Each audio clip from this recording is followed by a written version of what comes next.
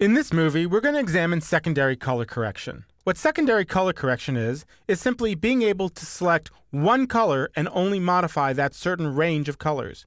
In this case, we're going to modify the red sweatshirts. Go ahead and select the clip in your timeline and open up your inspector. In the color correction area of your inspector, you'll notice there are two little buttons. One says Add Color Mask, and the other says Add Shape Mask. Now, we're going to work with the color mask and just select a specific range of color that we want to manipulate. If you click on this button, when you move your cursor into the viewer, you'll see an eyedropper. If you click and slowly drag out, you can select a range of colors that you want to affect. Be careful, if you stretch out too far, you're going to start picking up other related colors, in this case, their skin tone. So I'm going to bring that back in and just focus on the red area of their sweatshirts. Now with this isolated, we're going to step into our color board. Now any corrections I make in my color board will only affect those red sweatshirts. So if I click on the exposure button and bring my levels down, you'll notice that the sweatshirts are getting darker. I can click on the saturation button and bring up the saturation or down the saturation of just the sweatshirts. And finally, if I click on the color wheel, I can actually change the color of the sweatshirts by adding more green, or in this case maybe I'll just make them a little more purple. Now you can also perform secondary color corrections with a mask. Go ahead and step back into the main area of your inspector. Go to the timeline and select the second clip. I'm going to press Shift-Z so we can see both clips in my timeline. And what we want to do with this second clip is I'd like to color correct it and actually use a shape instead of a color so I can do what's called a power window and we can focus specifically on the little boy. So with the clip selected, go into your inspector and add a shape mask.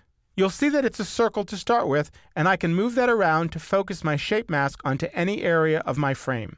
In this case, I like it being centered because we're working on the small child. If I grab any of the green dots, I can change the shape of my mask. And if I grab this dot up here, I can actually convert it from a circle to a square. But a circle is more of what I want. I can also rotate it, but I'll need to change the shape first just so I can get to the right area. Let's go ahead and reduce the size of the mask. The outer ring is how soft my mask is going to be. I can grab that and create a very soft or very sharp edge. Let's go ahead and start manipulating our image, and then we can adjust the mask, and you can see how adjusting the threshold works. Once again, we're going to step inside the color board. All I want to do here is work with the exposure. Now it's important to note I can work both inside the mask and outside the mask. Since I want to focus on the child, I want to focus on the areas outside the mask. If you notice, if I bring the exposure down, it actually creates a vignette, really focusing my attention on the child. I can also at this point go over to saturation and pull down the saturation of the surrounding areas. If I'm very aggressive, you can see I can take it completely to black and white. But I really don't want that effect, so I'm just going to bring it up again so we can focus on the small child. Now that we have this effect adjusted, we can go back to our threshold, and as I adjust this, you can see how aggressively we transition from the brighter area to the darker outside area. And finally, let's step back into the inspector, and I want to point out, just like we did in a previous movie, that you can add multiple corrections and multiple secondaries to any clip.